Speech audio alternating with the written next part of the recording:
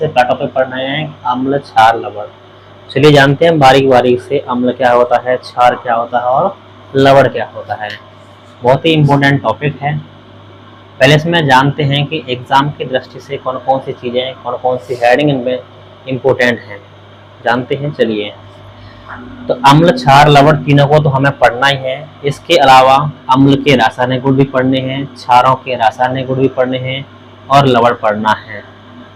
अम्ल का उपयोग कहाँ होता है, क्षारों का उपयोग कहाँ करते हैं, ये भी हमें पढ़ना है। और इस चैप्टर में 5 आपकी हेडिंग हैं जो आपकी इम्पोर्टेंट हैं। बनाने की विधि 4 से 5 आपकी विधि हैं। जैसे मान लीजिए पहली विधि क्या है, कास्टिक सोडा। क्या है, कास्टिक सोडा यानी NaOH बनाने की विधि, ये भी आपके सिलेबस में है। दूसरी आपकी Na2CO3 सोडियम कार्बोनेट, एक विधि आपकी NaHCO3 है, sodium by carbonate. Bleaching powder भी आपके सिलेबस में है बनाने की विधि। और आपका POP, प्लास्टर ऑफ पेरिस। ये 4 से 5 जो आपकी विधि है वो एग्जाम की दृष्टि से काफ़ी इम्पोर्टेंट हैं और हर बार इनमें से कुछ न कुछ क्वेश्चंस बनते हैं। तो चलिए जानते हैं बारी बारीक से क्या हमें शुरुआत में पढ़ना है, कौन कौन सी चीज़ों का हमें ध्यान रखना है, बारीकी से सब चीज़ों को जानते हैं। तो उनसे पहले सबसे पहले हम अम्ल को जानते हैं, क्षार को जानते हैं और हम लवण को जानते हैं। तब द्वारा कि हम इन चीज़ों पर हम पहुँचेंगे धीरे धीरे। चलिए सबसे पहले जानते हैं अम्ल के बारे में। अम्ल क्या होता है, एसिड। एसिड के बारे में जानते हैं। तो बेसिकली एसिड के बारे में हम 4 पॉइंट पढ़ेंगे जो आपको ध्यान रखने योग्य बातें हैं। सबसे पहली बात, जो अम्ल होते हैं वो स्वाद में कैसे होते हैं, स्वाद में कैसे होते हैं, खट्टे होते हैं।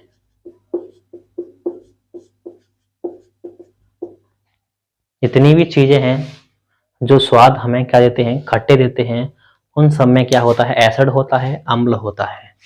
सबसे पहली बात, इससे हम पहचान कर सकते हैं, चख कर हम चीजों को पहचान कर सकते हैं कि स्वाद में कैसे होते हैं, खट्टे होते हैं।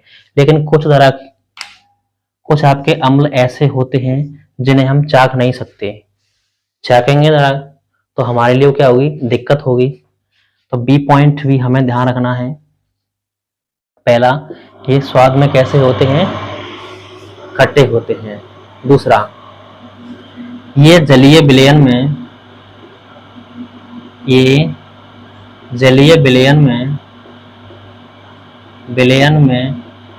H धनायन देते हैं। क्या देते हैं, H धनायन देते हैं। जैसे एग्जांपल ले लें HCl का जब विभाजन करेंगे या तोड़ेंगे तो H पे धनायन आता है और Cl पे ऋण आता है। H पे धनायन क्यों आया है, क्योंकि H ने एक इलेक्ट्रॉन दिया है। किसको दिया है, Cl को दिया है। जो परमाणु इलेक्ट्रॉन त्यागता है उस पर धन आता है और जो परमाणु इलेक्ट्रॉन ग्रहण करता है उस पर ऋण आता है। अब H ने एक इलेक्ट्रॉन दिया है जिस कारण से इस पर एक धन आया है, Cl ने एक इलेक्ट्रॉन ग्रहण किया है जिस कारण से इस पर एक ऋण आया है। तो हमें मतलब है सिर्फ किससे, H धनायन से। इसमें क्या आया है, H धनायन। तो HCl क्या है, एक प्रबल अम्ल है। दूसरा एग्जांपल ले लें H2SO4, 2H पे धनायन प्लस SO4 पे डबल ऋण। ये भी इसमें H धनायन आया है तो H2SO4 भी क्या है, आपका अम्ल है। अगला एग्जांपल ले लें मैं CH3COOH, ये भी आपका क्या है, अम्ल है।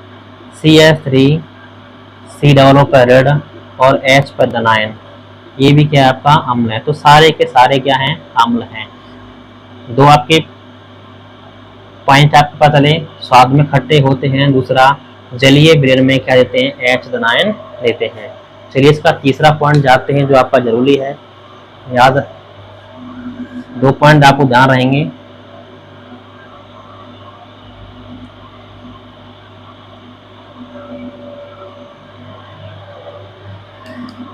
सी पॉइंट हमें क्या लगाना है, ये नीले लिटमस को, नीले लिटमस को क्या कर देते हैं, लाल कर देते हैं।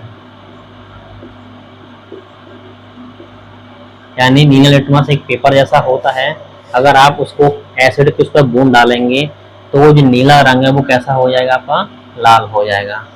तो 3 पॉइंट ध्यान रखने। अब चौथा पॉइंट भी हमें ध्यान रखना है, क्या है वो, कि इनका जो पीएच मान है, इनका जो पीएच मान है वो 7 से क्या होगा, कम होता है। क्या होता है, 7 से कम होता है पीएच वैल्यू। पीएच वैल्यू का मतलब होता है पावर ऑफ हाइड्रोजन। पीएच का मतलब क्या होता है, पावर ऑफ हाइड्रोजन होता है। तो 4 पॉइंट हमें सीखे एसिड के बारे में। क्या क्या सीखे, ये स्वाद में कैसे होते हैं, खट्टे होते हैं, ये जलीय बेल में H9 देते हैं, ये नीला लिटमस पेपर को क्या कर देते हैं, लाल कर देते हैं, और उनका पीएच मान क्या होता है, 7 से कम होता है। अब चलिए जानते हैं हम क्षार के बारे में। तो क्षार के बारे में क्या क्या पॉइंट हो सकते हैं।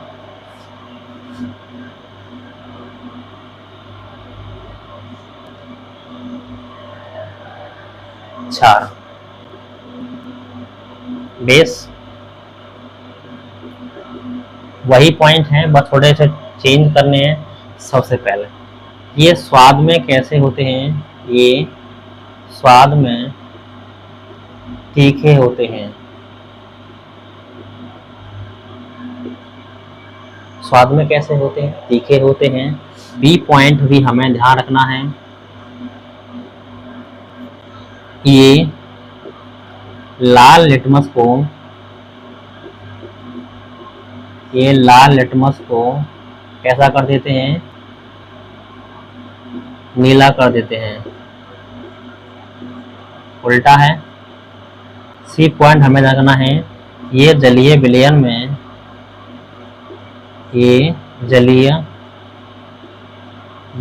में OH ऋणायन देते हैं। क्या देते हैं, OH ऋणायन। एग्जाम्पल ले लें, NaOH रिवर्सेबल, Na पे धनायन आएगा और OH पे क्या आएगा, ऋण। Na ने 1 इलेक्ट्रॉन दिया है, किसको दिया है, OH को, जिस कारण से Na पे धन आया है और OH पे ऋण आया है। दूसरा एग्जाम्पल ले लें, CaOH का होल ट्वाइस, कैल्शियम हाइड्रोक्साइड का नाम होता है और पहले का नाम क्या है, सोडियम हाइड्रोक्साइड। इसका विघटन करेंगे तो यहाँ पर Ca पे डबल धन आता है और 2OH पे क्या आता है, ऋण, क्योंकि OH कितने हैं, 2। एक Ca ने 2 इलेक्ट्रॉनों को त्याग किया है, एक Ca ने 2 इलेक्ट्रॉनों का त्याग किया है और एक OH पे एक माइनस आता है, तो 2 OH पे कहेंगे 2 माइनस आते हैं। डी पॉइंट भी हमें ध्यान रखना है, क्या है वो, इनका जो पीएच मान होता है, वो 7 से अधिक होता है। क्या होता है, 7 से अधिक होता है। जिनका पीएच मान पावर ऑफ हाइड्रोजन है वो क्या है, आपकी 7 से अधिक होगी, वो सभी किसमें काउंट की जाएंगे, वो क्षारों में काउंट की जाएंगे।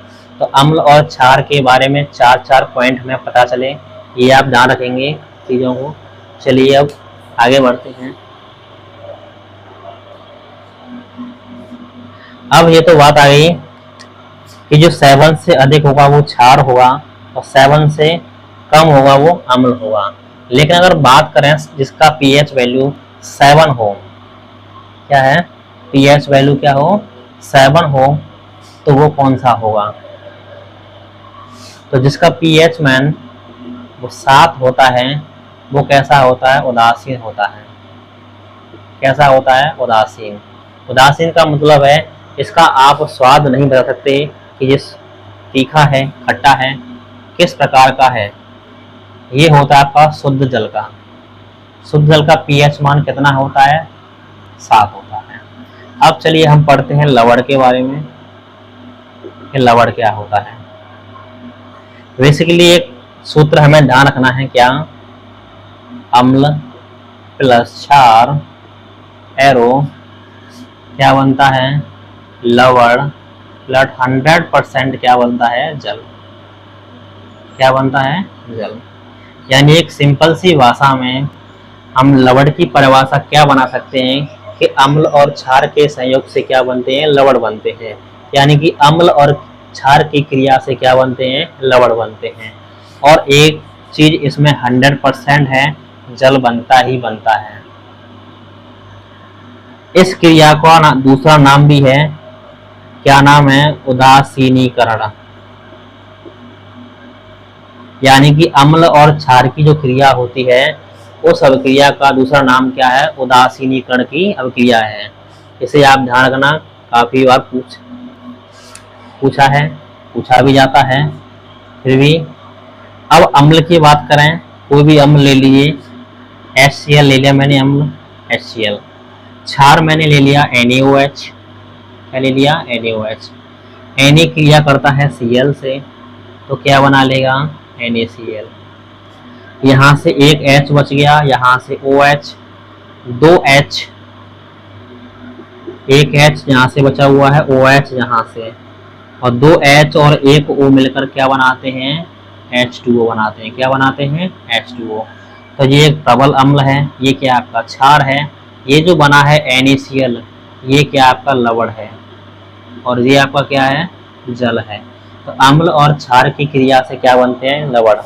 परिभाषा में सिंपल रूप से लिख सकते हैं, अम्ल और क्षार की क्रिया से क्या बनते हैं, लवण। इसे हम क्या कहते हैं, उदासीनीकरण की अभिक्रिया भी कहते हैं। यहाँ तक क्लियर है। चलिए आगे टॉपिक पढ़ते हैं और एग्जाम्पल देखते हैं अम्ल क्षार के।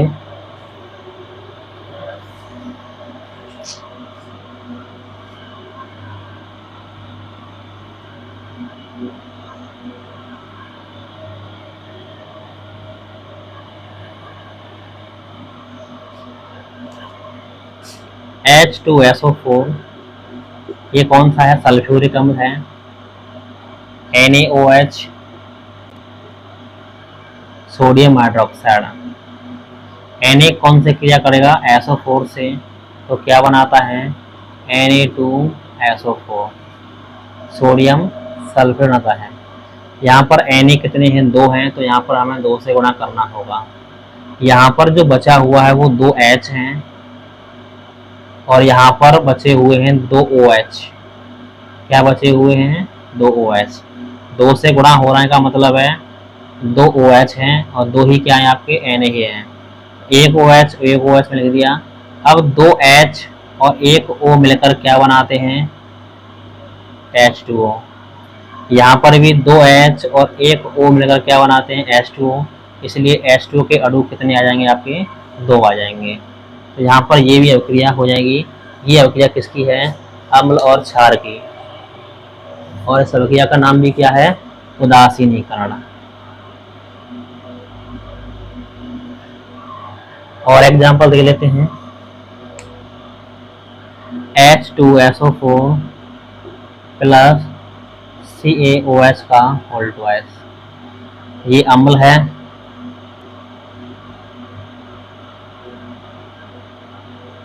ये आपका अम्ल है और ये आपका क्षार है। Ca क्रिया करेगा SO4 से, तो क्या बना लेगा, CaSO4, जिसका नाम है कैल्शियम सल्फेट। क्या नाम है, कैल्शियम सल्फेट इसका नाम है। इसका नाम क्या है आपका, सोडियम सल्फेट। Sodium sulphate. इसका नाम क्या है, सोडियम हाइड्रोक्साइड। इसका नाम है सल्फ्यूरिक अम्ल। जब दोनों क्रिया कराएंगे तो क्या बनता है, CaSO4। अब देखो यहाँ से SO4 चला गया, यहाँ से Ca। यहाँ पर कितने H बचे हुए हैं, 2 H। यहाँ पर OH कितने बचे हुए हैं, 2। एक H, एक 2 H और एक O मिलकर क्या बनाते हैं, H2O। 2 H और एक O मिल जाते हैं H2O, तो यहाँ पर क्या बन जाएगा, 2H2O। तो ये सारी रिएक्शन जो हम पढ़ रहे हैं वो सब क्या है, लवण की रिएक्शन है, अम्ल और क्षार के संयोग से बनती है। और इन क्रिया का नाम क्या है, उदासीनीकरण।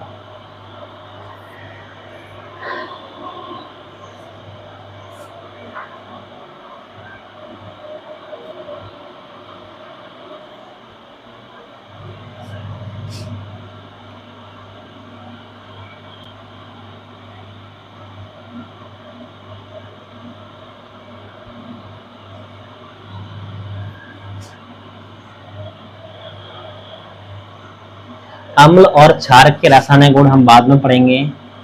रासायनिक गुण पहले हम पढ़ लेते हैं पीएच क्या होता है। पीएच यानी कि पावर ऑफ हाइड्रोजन। इसी से पता चलता है कि किसी भी पदार्थ की उसमें क्षारकता कितनी है और उसकी अम्लता कितनी है।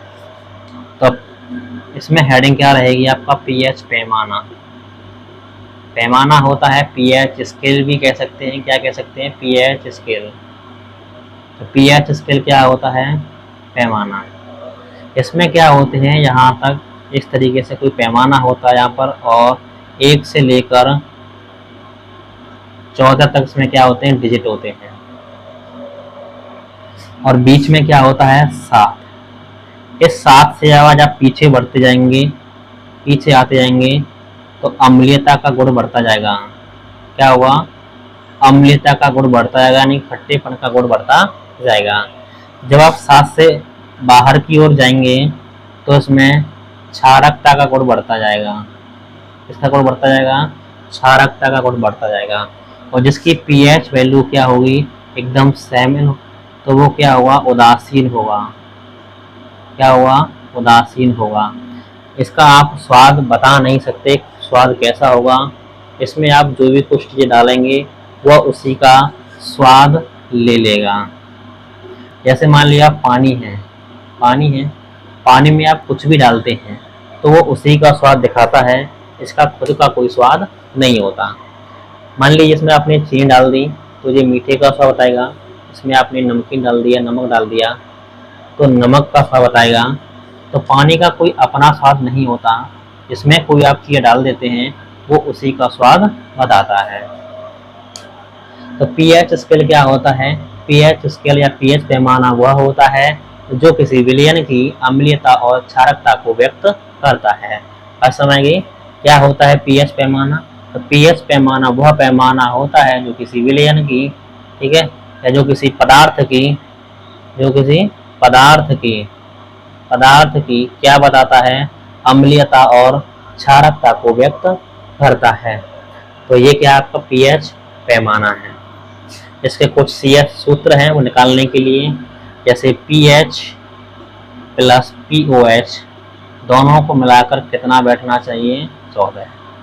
तो पैमाने पर 14 अंक दिए हुए हैं।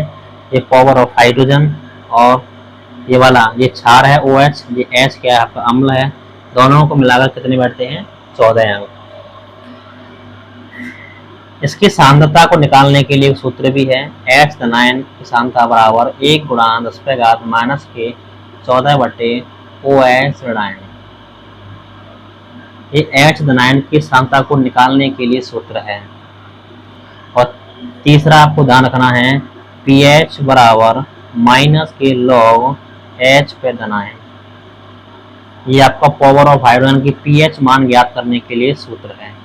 इसको ज्ञात करने के लिए, pH मान ज्ञात करने के लिए सबसे पहले रखियो हमें H धनायन की सांद्रता पता होनी चाहिए, और H धनायन की सांद्रता को हम इस सूत्र से ज्ञात कर सकते हैं। जो भी आपके सूत्र आते जाएंगे, क्वेश्चन आते जाएंगे, वो मैं इसमें करा दूंगा कि कौन सा करना है कौन सा हमें नहीं करना है। तो आज के लिए अम्ल और क्षार और लवण तीनों की बात समझ में आ गई। अम्ल क्या होते हैं, स्वाद में खट्टे होते हैं, जलीय विलयन में H धनायन देते हैं, pH मान 7 से कम होता है, और जलीय विलयन में H धनायन देते हैं। क्षार क्या होते हैं, क्षार पेय पदार्थ होते हैं, इनका स्वाद कैसा होता है, तीखा होता है। जलीय विलयन में OH ऋणायन देते हैं, और लाल लिटमस को क्या कर देते हैं, नीला कर देते हैं, और इनका pH मान 7 से क्या होता है, अधिक होता है। लवण की बात करें, अम्ल और क्षार की जो क्रिया होती है उनसे जो बनता है उसे क्या होता है, लवण, और 100% उसमें क्या बनता है, जल बनता है।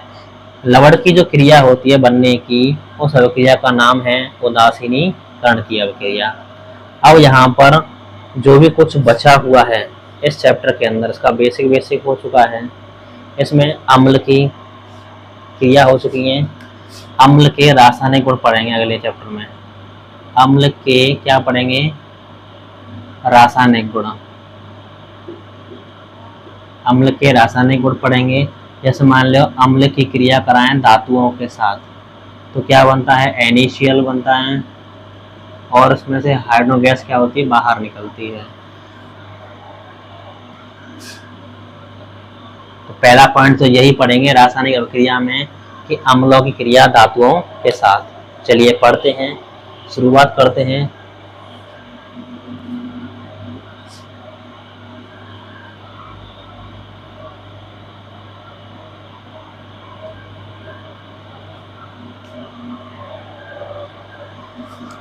पहला पॉइंट पढ़ते हैं, हेडिंग रहने वाली है, डाल लीजिए अम्लों के रासायनिक गुण। क्या पढ़ेंगे, अम्लों के रासायनिक गुण। तो सबसे इसमें पहला पॉइंट क्या रहेगा, धातुओं के साथ क्रिया। धातुओं के साथ क्रिया यानी कि अम्लों की क्या पढ़ेंगे, धातुओं के साथ। पहले ले लिया आपने HCl, एस से क्रिया करा दिया आपने Mg के साथ। Mg मैग्नीशियम धातु है, Mg किससे क्रिया करेगी, Cl से। तो क्या बनाती है, MgCl2 बनाती है। क्या बनाती है, MgCl। और इसमें से हाइड्रोजन गैस क्या होती है, निष्कासित होती है।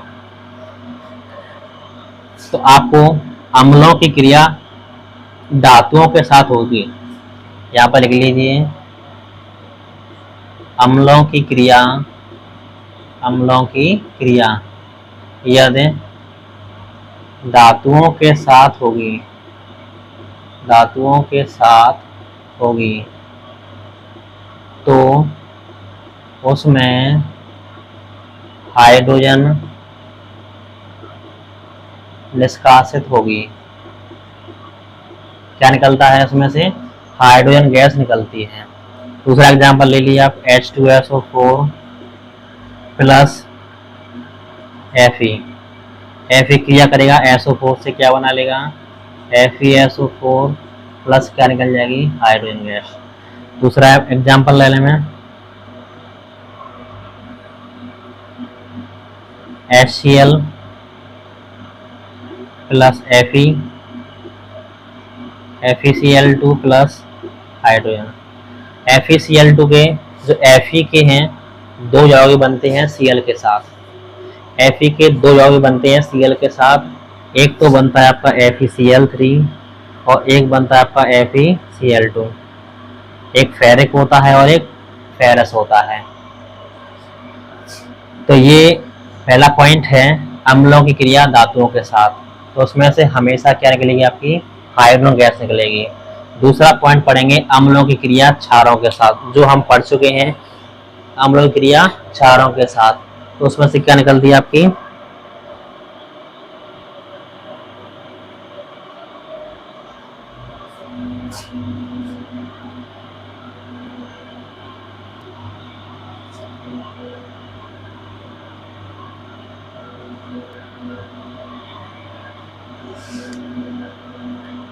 बी पॉइंट रहेगा रासायनिक गुण में अम्लों की क्रिया क्षारों के साथ, क्षारों के साथ। HCl प्लस NaOH, H आया है इसमें, OH आया है, तो इसमें क्या बनेगा, NaCl बन जाएगा।